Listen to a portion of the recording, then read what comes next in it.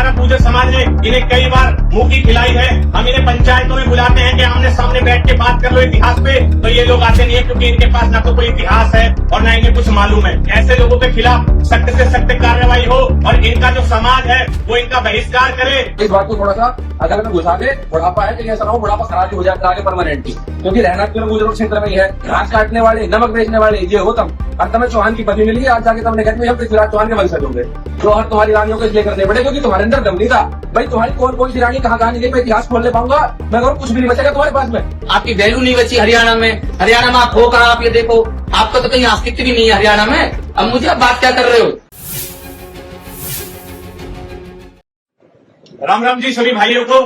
भाइयों, आज हमारे सभी गुर्जर भाई गांव भड़ौली में हम सभी इकट्ठा हुए भारी संख्या में, और विषय इस प्रकार है कि आज से 3 से 4 दिन पहले दिल्ली के बदरपुर में महाराणा प्रताप जी की जयंती के उपलक्ष्य में कार्यक्रम किया गया, और जिसमें हमारे गुर्जर समाज के लिए, हमारी माँ बहनों के लिए अशब्द कहे गए और साथ में हमारे जाट समाज के लिए भी अशब्द कहे गए। और कहने वाला कोई और नहीं, 50-60 साल से ज्यादा उम्र का व्यक्ति, क्या नाम है उसका, अब कोई अम्मू है जिसे कोई जानता भी नहीं, जो कि गुर्जर समाज से फेम लेने के लिए, टाइमलाइन में आने के लिए, फेमस होने के लिए इस तरह की उल्टी सीधी बातें कर रहा है और एक दूसरे समाज को आपस में लड़ाने की कोशिश कर रहे हैं, क्योंकि इन्हें पता है कि आज तक ये कुछ नहीं कर पाए और ये सिर्फ हमारे गुर्जर, जाट, यादव सभी को आपस में लड़ाना चाहते हैं। इनका यही कार्य है सीधा सीधा। तो मैं बताना चाहता हूँ, आज हमारे सभी भाई यहाँ भारी संख्या में इकट्ठा हुए हैं और हर जगह गुर्जर समाज इनका विरोध कर रहा है। विरोध इसलिए कर रहा है कि हम आज तक कभी हमारे समाज ने या हमारे समाज के लोगों ने किसी भी माँ बहन बेटी को कभी अशब्द नहीं कहे होंगे, तो हम अपनी माँ बहन बेटी पे बात आई तो कैसे सुन लेंगे।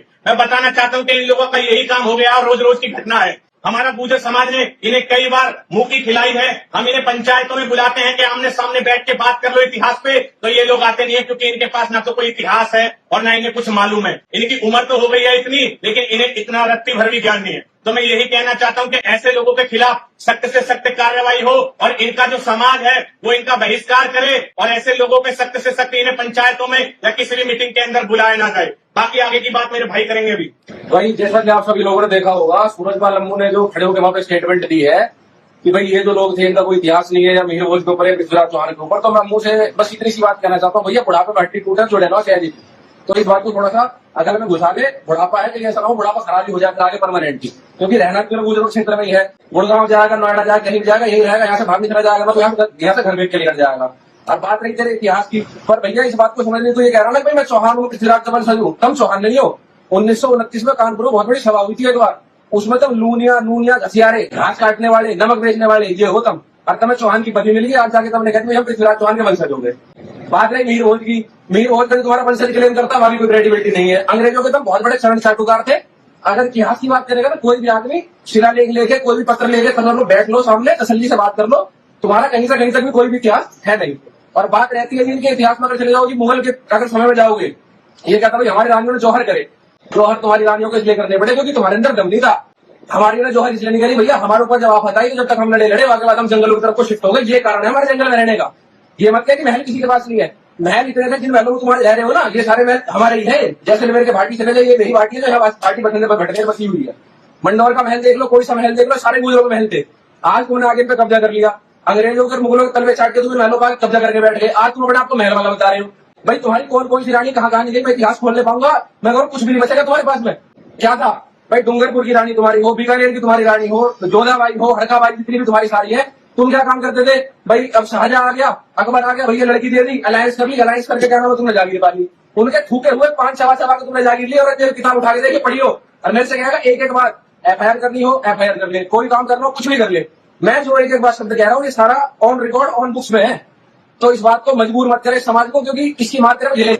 और जो सूरजपाल अम्मू ने एक बात कही थी अपना DNA टेस्ट कराओ, तो DNA में बताओ कैसे होता था।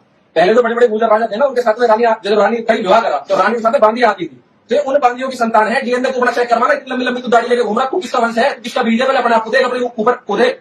जितना राजपूत का मिलेगा, जितना तुम यहाँ अपनी हरियाणा से लेकर चालू कर दो और कहीं तक चले जाओ, कहीं तो तुम इतने देश हो, कहीं तक इतने बड़े बड़े हो, तो भाई नस्ल नहीं है, नस्ल की क्या बात कर रहा है, दूसरा आदमी कह रहा, तो पहले अपने गिरबान में जा, उसके बाद दूसरा। आप एक महापंचायत के तौर पर उपस्थित होकर वहाँ लोगों को इकट्ठा करके आप हमारे समाज की माँ बहनों को, बेटियों को इस तरह की भाषा, अभद्र भाषा का प्रयोग कर रहे हो। 60 वर्ष से आप रहे हो, भाजपा के आप प्रवक्ता रह चुके हो, पार्टी ने आपको लात मार कर निकाल दिया, उसके बाद आप कहते हो हमने त्याग पत्र दे दिया। आपकी वैल्यू नहीं बची हरियाणा में। हरियाणा में आप हो कहाँ, आप ये देखो। वहाँ जाट लॉबी, गुजर लॉबी, यादव लॉबी है, 3 केंद्रीय मंत्री बने, आपका तो कहीं अस्तित्व भी नहीं है हरियाणा में। अब मुझे आप बात क्या कर रहे हो? आप अगर राजनीति से आपका मोह भंग हो गया तो आप समाज की राजनीति करके विद्रोह फैलाना चाहते हो, अशांति फैलाना चाहते तो हो। इन लोगों ने इतना बड़ा हवा बना रखा है राजपूत का। और सबसे बड़ी बात है कि उन्होंने अब मेरे ध्यान में आई है, ये लोग क्षत्रिय जो करते रहते हैं, क्षत्रिय एक वर्ण होता है, क्षत्रिय को जाति नहीं होती। राजपूत शब्द का मतलब क्या है? क्षत्रिय राजा और कर्ण कन्या से जो संतान उत्पन्न होती है उसे राजपूत कहते हैं। पहले तो अपने मतलब को जान लो, उसके बाद दूसरे को उठाने का प्रयास करना। इनका काम इतिहास चोरी का है। भाई यादवों में चले जाओ, अलाउद्दीन किसके को वे राजपूत बना दिए, कृष्ण भगवान कौन थे वे राजपूत बना दिए, परशुराम कौन थे वे राजपूत बना दिए। आप राणा पूजा भील बजाओगे जी वे राजपूत है, कोरस बजाओगे जी वे राजपूत है। ये ब्रह्मांड की रजिस्ट्री करवा लो राजपूत नाम किया तो। सूर्यदेव बजाओगे, सूर्यदेव आपने राजपूत बना रखा पाली समाज से। सूरजमल बजाओगे, सूरजमल को आप राजपूत बनाते हो, भाई वो हमारी लीडर में आता है। यदुवंशी आप हो, सूर्यवंशी आप हो, चंद्रवंशी आप हो, ये सारी धरती कहां से वो जितने आदमी रह रहे हैं लोग कहां से आ रहे?